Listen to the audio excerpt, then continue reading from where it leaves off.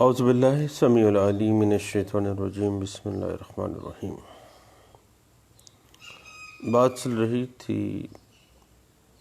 اخراج دعویٰ زیر آرڈر 7 رول 11 مجموعہ ضابطۂ دیوانی 1908۔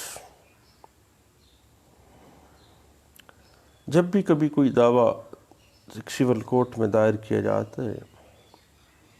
تو سول کورٹ کی یہ ذمہ داری ہے کہ سمن جاری کرنے سے پہلے اس عرضی دعوے کا معائنہ کرے اور اس بات کا تعین کرے کہ آیا یہ عرضی دعویٰ آرڈر 7 رول 10 کے تحت ریٹرن کر دیا جائے یا آرڈر 7 رول 11 کے تحت ریجیکٹ کر دیا جائے، کیونکہ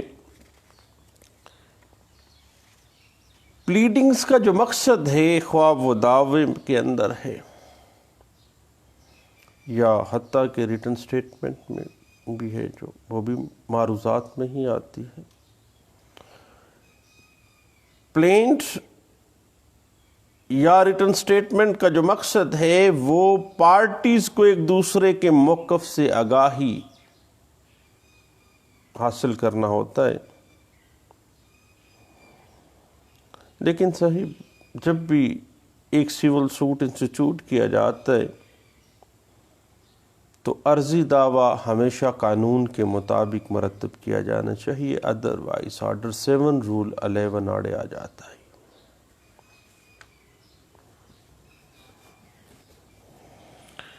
ایک بات ذہن میں رکھیے گا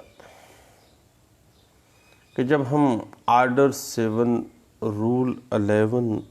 کو دیکھتے ہیں نا، تو اس کی جو پروویژن ہے دیٹ از مینڈیٹری پروویژن، حکمی نوعیت ہے آرڈر 7 رول 11 کی، اور یہ مینڈیٹری پروویژن ایک سول کوڈ پر یہ قانونی ذمہ داری ڈال دیتی ہے کہ وہ آرڈر 7 رول 11 کے تحت جو وجوہات دی گئی ہیں ان کے تحت ان کے ایمبٹ میں آنے والے کسی بھی دعوے کو ریجیکٹ کر دے، خراج کر دے اس کا۔ جہاں تک اخراج دعویٰ کی وجوہات ہیں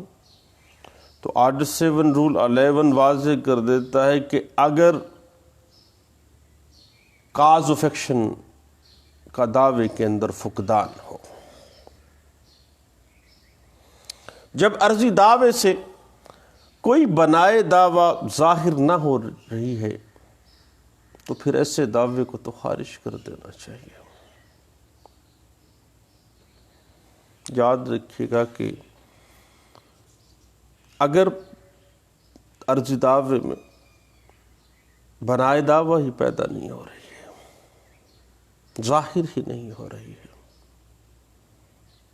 تو پھر جواب دعوے کا جائزہ لینے کی ضرورت نہیں ہے، صرف عرضی دعوے کو دیکھیں اور اخراج دعویٰ بنتا ہے۔ اس کے بعد اگر مالیت دعویٰ کی کمی ہے، جب سول کوڈ کے علم میں یہ بات آ جاتی ہے کہ عرضی دعوے پر کم کورٹ فیس لگائی گئی ہے، تو پھر ایسی صورت میں مدعی کو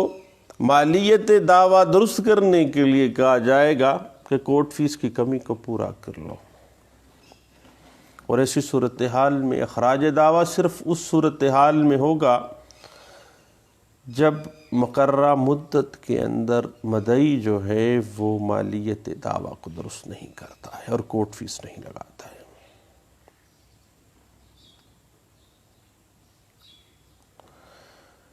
ایک بڑی اہم ٹیکنیکلٹی یہاں پہ آ جاتی ہے کہ اگر کورٹ فیس پوری کرنے سے سول کورٹ کی پیکونری جو جورسڈکشن ہے، جو مالیاتی اختیار سماعت ہے، اس سے اگر دعوے کی اماؤنٹ، جب دعوے کی کورٹ فیس مرتب کی گئی ہے تو اگر مالیت دعویٰ اس کورٹ کی مالیاتی جورسڈکشن سے ایکسیڈ کر گئی ہے تو پھر آرڈر 7 رول 10 آڑے آ جائے گا اور ریٹرن آف پلینٹ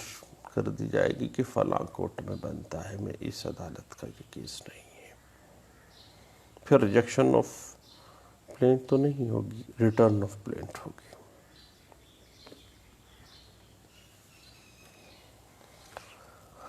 اور مالیت دعویٰ کی کمی کے بعد جو تیسرا اہم ریزن ہے اخراج دعویٰ کا، وہ ہے کہ عرضی دعوے کا جائزہ لینے کے بعد ایک سول کورٹ اس نتیجے پر پہنچے کہ کورٹ فیس کا سٹیمپ جو ہے وہ ناکافی ہے، تو پھر سول کورٹ کو چاہیے کہ وہ کورٹ فیس کا تعین کرے، اور اگر پھر پلینٹف کورٹ فیس پوری کرنے میں ناکام رہتا ہے تو پھر اخراج دعویٰ بنتا ہے۔ لیکن section 148 code of civil procedure 1908 ایک سول کورٹ کو امپاور کر دی ہے کہ معقول وجوہات کی بنا پر کورٹ فیس کی کمی کو پورا کرنے کے لیے میعاد کے اندر توسیع بھی کی جا سکتی ہے، اور that will be the discretion of the civil court. اور اگر چوتھی بات، ایک سول کورٹ جس میں دعویٰ دائر کیا گیا ہے اسے معلوم ہو جائے کہ یہ دعویٰ تو بارڈ بائی لا ہے،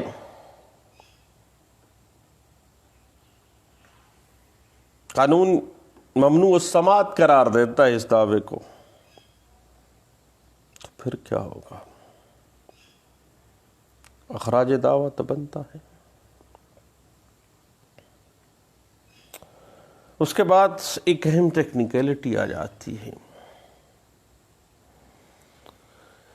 کہ آرڈر 7 رول 11 کے تحت جو دعویٰ اخراج کیا جاتا ہے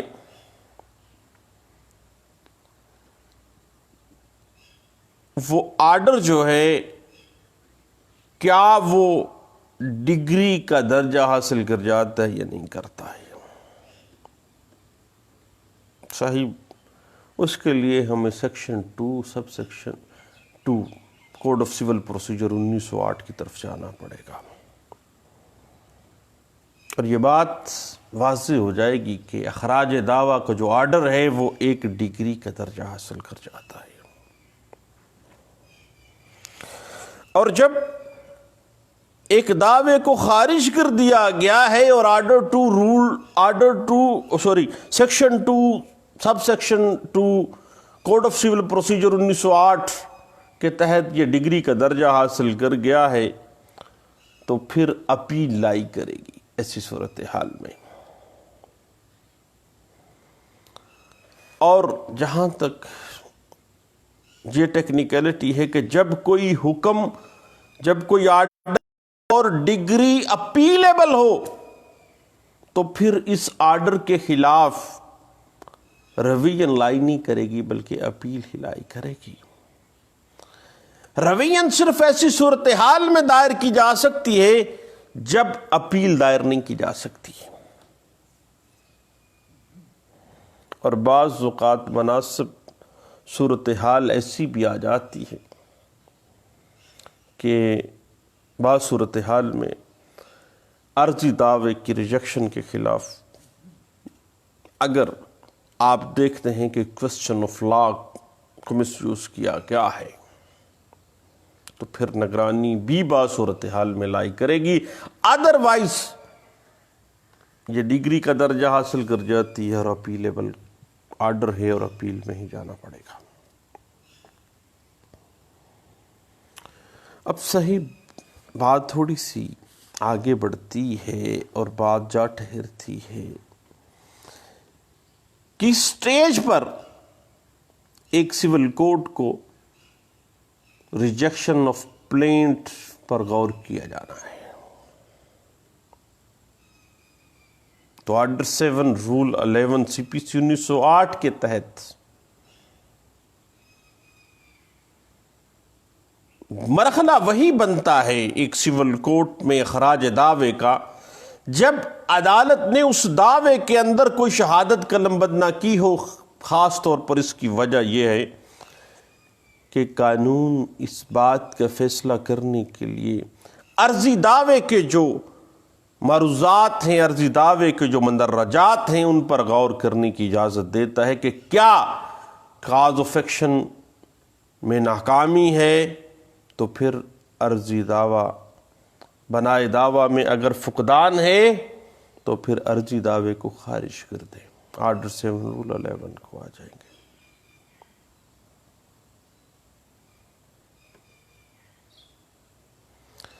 ایک صاحب بات ذہن میں رکھیے گا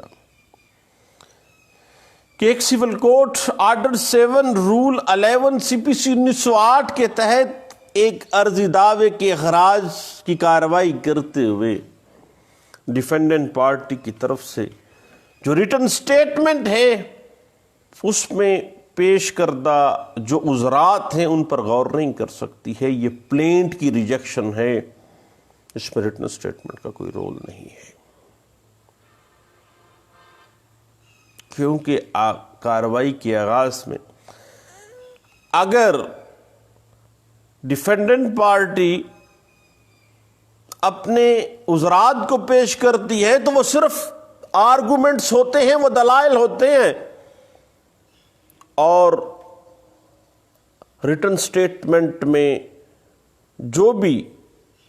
عذرات پیش کیے گئے ہیں وہ دلائل کے درجہ حاصل کرتے ہیں جن کی ریکارڈ پر موجود کسی بھی ایویڈنس سے تائید نہیں ہوتی ہے، کیونکہ ابھی ریکارڈنگ آف ایویڈنس کا مرحلہ تو بعد میں ہے.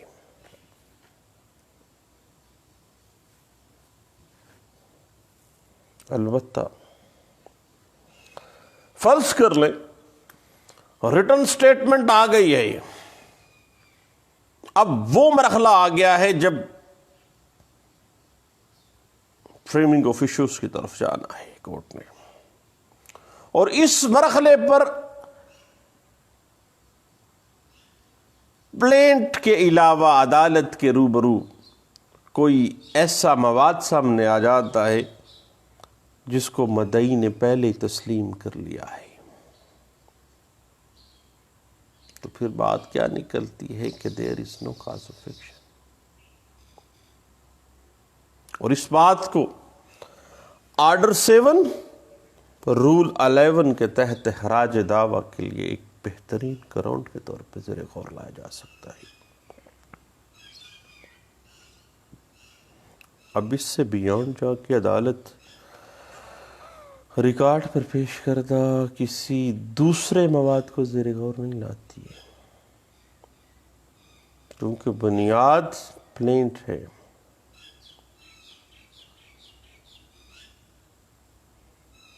اور دیگر جو ریکارڈ ہے، دیگر جو میٹیریل ہے، وہ تو شہادت کے اصولوں کے مطابق اگر ریکارڈنگ آف ایویڈنس میں شہادت طلب معاملہ ہے وہ تو بعد میں ڈیسائیڈ ہوگا. جب تک اس کو شہادت کے اصولوں کے مطابق شامل مثل نہ کیا جائے گا وہ زیر غور ہی نہیں آ سکتا ہے. صاحب اس حوالے سے سپریم کورٹ آف پاکستان نے 1994 SCMR پیج 826 کے اندر اس بات کو واضح کر دیا تھا.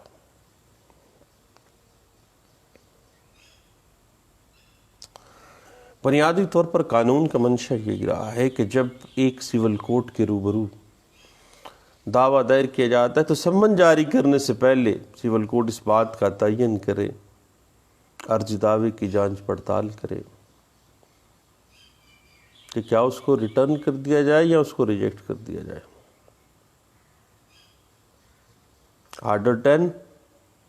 Order 7 rule 10 return of plaint یا order 7 rule 11 rejection of plaint, دونوں صورتحال میں دونوں رولز کے احکامات جو ہیں وہ مینڈیٹری ہیں، احکامات تاکیدی ہیں.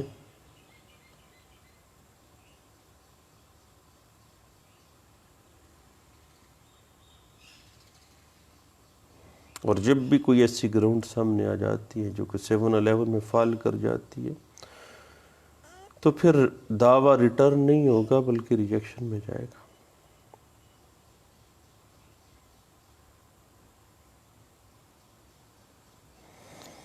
اب یہاں پہ ایک کوشچن ایک دوست نے ارائز کر دیا کہ بعض صورتحال میں اخراج دعویٰ under order 9 rule 2 rule 3 CPC 1908 اور آرڈر 7 رول 11 کے تحت جو اخراج دعویٰ ہے اس کی صورت میں کیا داد رسی ہوتا ہے۔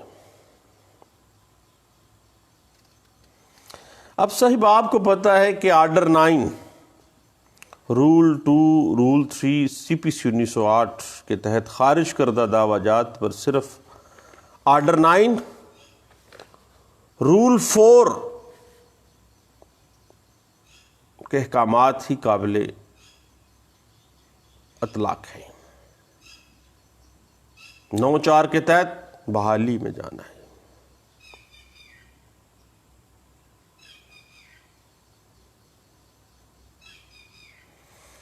جبکہ 7-11 کے تحت خارج کردہ دعوے پر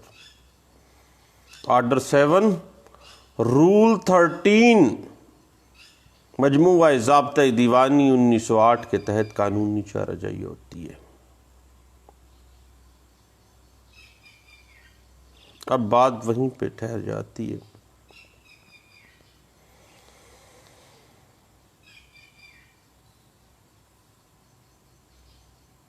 کہ مقرر کردہ قانونی طریقہ کار عرضی دعویٰ کی بحالی پہ نہیں بلکہ نیا دعویٰ پیش کرنا ہوتا ہے۔ اب یہ ایک اہم ٹیکنیکلٹی ہے۔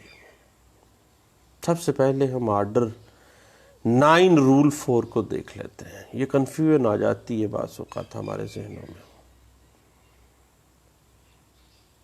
کہ جب کوئی دعویٰ آرڈر 9 رول 2 and 3 کے تحت خارج کر دیا جاتا ہے تو پھر پلینٹیف لمیٹیشن کے اندر نیا دعویٰ دائر کر سکتا ہے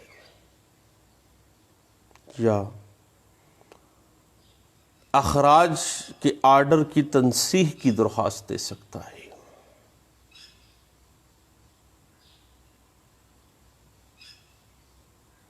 اور اگر وہ عدالت کو مطمئن کر دیتا ہے کہ کورٹ فیس یا مطلوبہ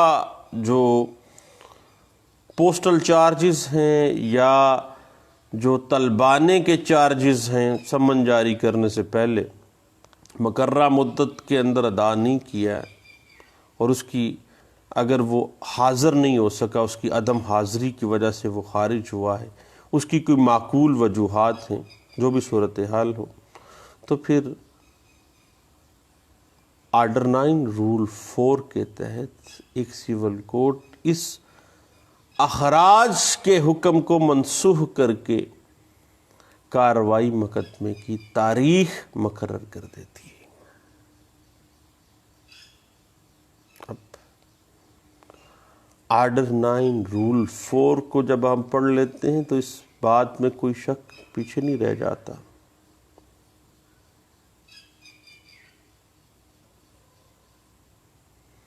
کہ آرڈر 9 رول 2 اور 3 کے تحت صرف عدم طلبانہ یا عدم حاضری کی وجہ سے خارج ہوا ہے دعویٰ، اور جب ادائیگی کر دی گئی اور کورٹ کو مطمئن سیٹسفائی کر دیا گیا تو دعویٰ بحال۔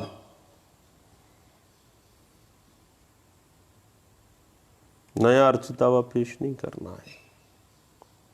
بحالی خارج شدہ دعوے کی درخواست دے دیں بحالی کی، جج مطمئن ہوگا وہ بحال کر دے گا۔ جبکہ آرڈر 7 رول 13 کہتا ہے صرف نیا دعویٰ پیش کیا جائے گا۔ یہ آپ کیا ہوگا؟ اپیل کے تحت آپ نے اپیل میں جانا ہے اگر اپیلیبل ہے۔ اور بعض صورتحال ہے جب صریحاً کوسچن آف لا کو روندا گیا ہے تو پھر روین بھی پاس صورتحال میں، لیکن چونکہ اپیل ایک ڈگری کا درجہ حاصل کر جاتا ہے 711 کا آرڈر، اس لیے اپیل میں جانا ہے۔ اس حوالے سے میں آپ کو کہوں گا کہ P L D 1963 Karachi high court page 883 جو ہے یہ ہمیں اس بات میں گائیڈ لائنز دیتی ہے، اور یہ بات واضح کر دیتی ہے کہ کبھی بھی 711 کے تحت جو خارج شدہ دعویٰ ہے اس کو section 151 inherent power of civil code کے تحت اختیارات جو انہیرنٹ پاور ہے سول کوڈ کو، اس کو بروئے کار لاتے ہوئے خارج شدہ عرضی دعوے کو بحال نہیں کیا جائے گا، بلکہ یا نیا دعویٰ یا دوسری ریمیڈی اپیلز میں۔ اس حوالے سے P L D 1963 Karachi high court page 883 جو اس بات کو بڑے اچھے انداز سے واضح کر دیتی ہے۔ اس کے بعد ایک اور اہم بات سامنے آ جاتی ہے،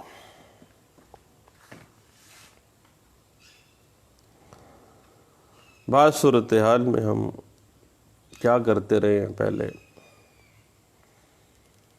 کہ 711 کی ایک اپلیکیشن آتے ہی بطور ڈیفینڈنٹ دے دیتے تھے، لیکن بعد میں آپ کو پتہ ہے کہ باقاعدہ ہائی کورٹ نے اس پہ امینڈمنٹ کر دی کہ نہیں،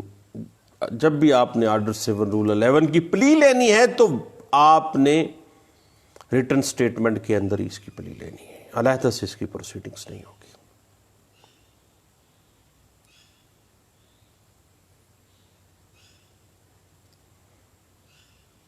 اور جب آرڈر 7 رول 11 کی اپلیکیشن خارج کر دی جائے اور ڈیفینڈنٹ پارٹی جواب دعویٰ دائر کرنے میں ناکام رہتی ہے تو پھر جو اپلیکیشن آرڈر 7 رول 11 میں دی ہے جو خارج ہو گئی تھی، کیا اس کو جواب دعوے کا درجہ حاصل ہے یا نہیں ہے؟ یہ ایک اہم ٹیکنیکلٹی ہے، اور آپ کو پتہ ہے یہ ایک اہم ایسی ٹیکنیکلٹی ہے جس کے لیے ہمیں order 8 code of civil procedure 1908 کی طرف جانا پڑے گا، جس کے تحت کچھ شرائط مقرر کی گئی ہیں جن کو جواب دعویٰ دائر کرتے وقت پورا کرنا ہوتا ہے۔ اب اس کی جو پس پردہ مقصد یہی ہے کہ ڈیفینڈنٹ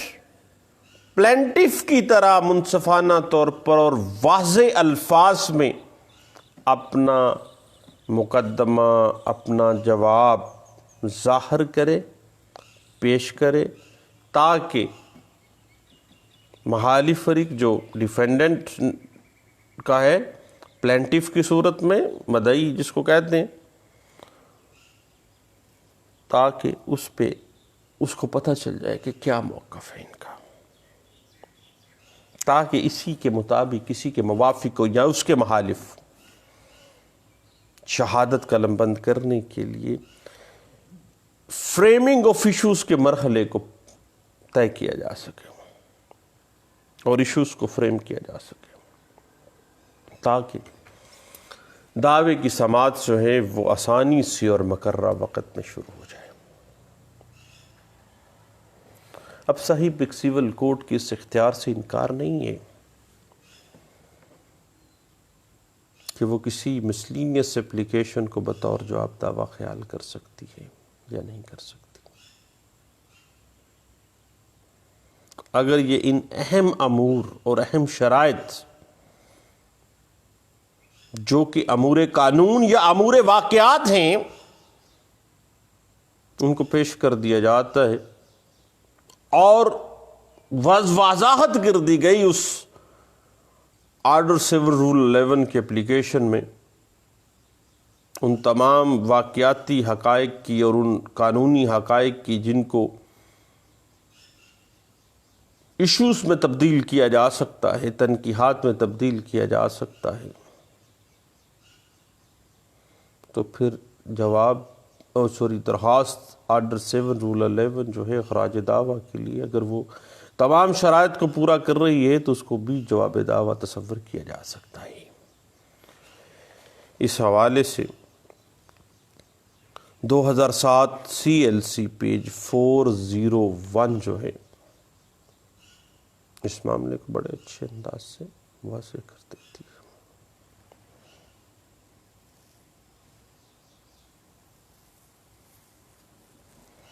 اور اگر یاد رکھیے گا ایک اور بات کہ settled principle of civil law ہے کہ اگر دعوے کی سماعت کے دورانیے میں کوئی بنائے دعویٰ مکمل ہو جائے، کامل ہو جائے، تو پھر اخراج دعویٰ جو ہے وہ نہیں ہوگا، کیونکہ اب کاز آف ایکشن جو ہے وہ پختہ ہو گئی ہے، کامل ہو گئی ہے، دوران سماعت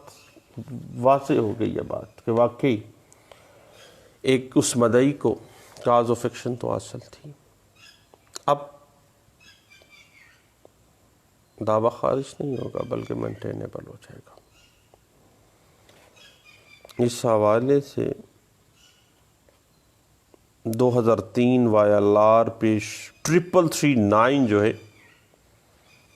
اس بات کو واضح کر دیتا ہے۔ اب بات آ جاتی ہے کہ اخراج دعویٰ کے قانونی نتائج کیا ہوں گے، ایک اہم پہلو ہے اس امر کا۔ تو خارج شدہ جو دعویٰ ہے وہ اندر میعاد دوبارہ دائر کیا جا سکتا ہے، اگر مدعی اس میں کوتاہی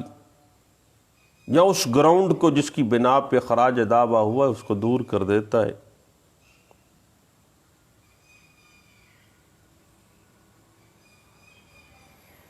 اب صاحب چونکہ پہلے بھی ہم نے section 2 sub section 2 code of civil procedure 1908 میں واضح کہ ہمیں مل گئی وضاحت کہ مجموعہ ضابطۂ دیوانی 1908 یہ بات واضح کر دیتی ہے کہ یہ اخراج دعویٰ کا جو آرڈر ہے یہ ڈگری کا درجہ حاصل کر جاتا ہے اور ریس جوڈیکاٹا کے طور پہ نافذ ہو جاتا ہے، لیکن اخراج دعویٰ مابین فریقین کبھی بھی ریس جوڈیکاٹا کے طور پر نافذ نہیں ہوتا ہے۔ جب معمول میں ڈگری شیٹ میں غلطی ہو جائے اور اخراج دعویٰ کی بجائے اخراج عرضی دعویٰ کی بجائے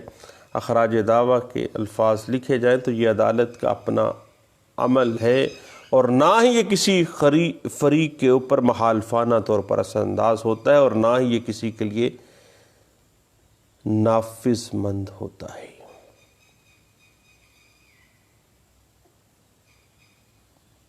چونکہ ڈگری کا معاملہ آ گیا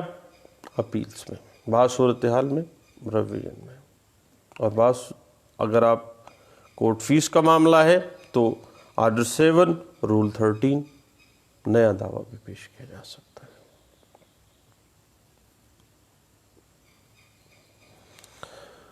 اس حوالے سے اس بات کی انٹرپریٹیشن اگر آپ دیکھنا چاہیں تو یہ بات صحیح 1996 CLC پیج 1624 میں اس سمر کو بڑے اچھے انداز سے انٹرپریٹ کیا گیا تھا۔ اب بات وہیں پہ جا رکتی ہے